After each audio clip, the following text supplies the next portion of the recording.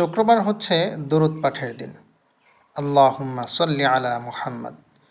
রাসূল সাল্লাল্লাহু আলাইহি ওয়াসাল্লাম হাদিসে পাকের মধ্যে বলেন, কোনো ব্যক্তি যদি আমার উপর মাত্র একবার দরুদ পাঠ করে, আল্লাহ পাক রব্বুল আলামিন তার প্রতি 10টা রহমত নাজিল করেন, তার আমলনামা থেকে 10টা গুনাহ মাফ করে দেন এবং তার জন্য 10টা মর্যাদা বৃদ্ধি করে দেন।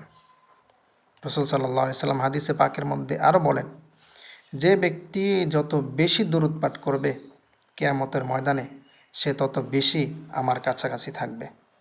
আর হাদিসের মধ্যে বিশেষ করে শুক্রবার দিন বেশি বেশি দরুদ পাঠ করার তাগিদ এসেছে। তাই আজকে যেহেতু শুক্রবার, আমরা রসুলের প্রতি বেশি বেশি দরুদ পাঠ করি। আমাদের যদি কোনো কর্মব্যস্ততাও থাকে, এরপরেও আমরা আমাদের জবান দিয়েই কেবলমাত্র এই দরুদটা পাঠ করতে পারি।